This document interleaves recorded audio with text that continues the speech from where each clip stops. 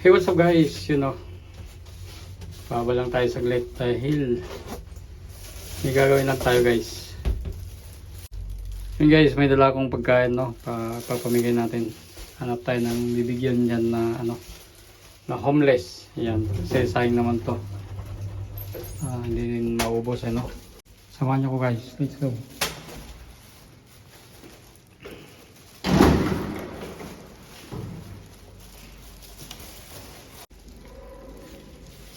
Hey, what's up guys? Tayo naka scooter ngayon, helmet dahil may pupuntahan tayo guys. Ito, may dala akong pagkain. Yan magiging din yan, hindi din makakain. Kaya maghanap tayo ng bibigyan guys na homeless.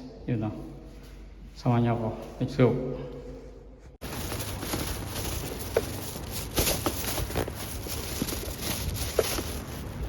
So guys, alam ko dito sa malapit may nakita kong homeless people, Yan, tingnan natin kung may bibigyan natin tong pagkain na to. Sayang din naman kasi may tapon lang kaya let's go.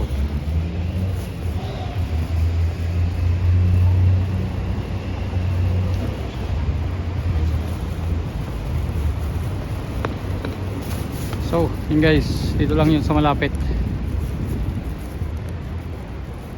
Time check, yun yung bike na yun, naiwan dun. Alas 9 ng gabi, past 9 ng gabi. Yan. Tignan natin kung may makita tayong homeless dito. Yan. Dito lang tayo sa malapit. Malamang may mahanap tayo guys. Yan, shortcut na lang tayo dito kasi may nadadaanan ako dati guys na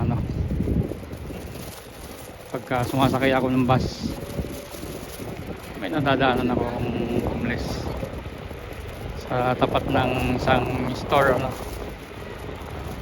yan, umaalis siya ng umaga dahil nga nagbukas yung store, hindi siya pwedeng nandun. Tingnan natin.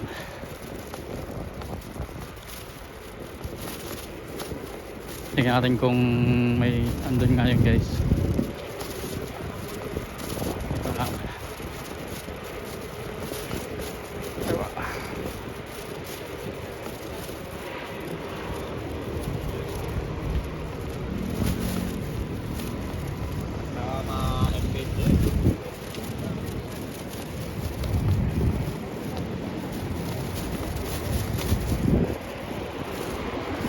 So guys, ito na tayo sa main na kalye. Malaki na to, may malaking bike lane din. Yan, sasabi ko dito na yun, kailangan nating mag right turn dito. Yan, let's go. Dito na yun guys, sa may eskina, sa may kanto. Ito yung sinasabi natin, bigyan natin ng pagkain kasi napakalamig ngayon guys. Mga taong homeless kailangan din nilang kumain yan, sayang din naman tong pagkain ng matapon pa. Ito inuwi ni Mrs. na pagkain niya, nagalit sa akin yun pag nakita niya to, kaya lang kung pinamigay naman natin hindi naman na magagalit to. Yan, dito tingnan natin kung may isa dito guys, kaya lang tulog. Walang tulog guys.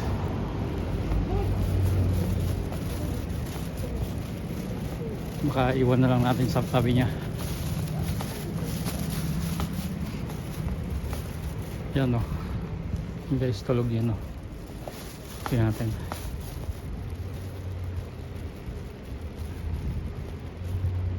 Iwan na lang kaya natin sa pamilya guys.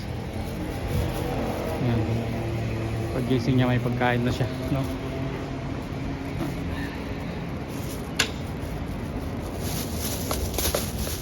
guys, kunin natin. Yan. Iwan na lang natin dito guys. Kung kakainin niya, ay makita niya to pag gising niya, no? So, iwan na lang natin to guys dito sa tabi niya.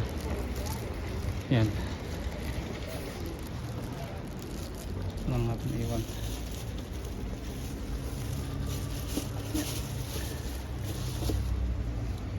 Yan o. Pagkain na yun guys. May nilagay na din tayong ano doon, ketchup tsaka tissue. Yan guys. So ano guys, kawawa naman, hindi nyo, wala pa siyang cartoon, ano. Yan, gising na, kumalaw, nagulat ako doon, yan. So guys, yung tulog pa din, iwan na lang natin dyan yung pagkain. Kaya naman gisingin. Yan. So let's go. Mission accomplished guys. Malamang wala namang kukuha dyan, no? Yan. Uwi na tayo. Tingnan natin bukas maaga kung kinain niya yun, Simpleng vlog lang guys. Simple lang yung ginawa natin, pero napakaganda, no? Sana naman walang ibang kumuha sa pagkain na yun, na binigay natin. Yan, so na tayo guys. Let's go. Ayan. So yun lang guys, mission accomplished. Ayan. Mami, huwag kang magagalit na binimigay ko yung pagkain na inuwi mo, kasi hindi naman makakain na yon. May ulam naman tayo. Tsaka yung mga bata medyo nagsawa na din, Chicken nga pala yun guys, manok na manok na tawag nito, niluto sa oven. Ayan, hindi ko na pinakita pala, nakalimutan ko. Ayan. So may manok yun guys, may manok tsaka may patatas na din, kompleto na yon. Kulang na lang ng tubig, nakalimutan ko din, pero ayos lang, may tubig naman yun dun. So yun guys, dito na tayo malapit sa bahay. Ayan,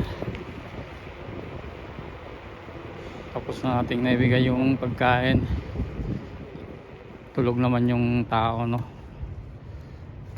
may gising na lang yun, may pagkain na siya. Ayan, pasok na tayo, let's go. So yun guys, naihatid natin yung pagkain. Napakabilis lang dahil alam ko namang nandun yung tao na yun, dun sa kalye, homeless. Yan, check na natin bukas kung maabutan natin kung andun pa siya. Ayan. So yun guys, dito na tayo sa bahay. Naibigay natin yung yung pagkain, Ayan, napakabilis lang kasi malapit lang naman. Alam ko naman nandun yung tao na yun na nadadaanan natin tuwing umaga. Ayan, nadadaanan natin yun guys pagka pupunta tayo ng work, Ayan, so yun lang. Thanks for watching guys. Bye bye.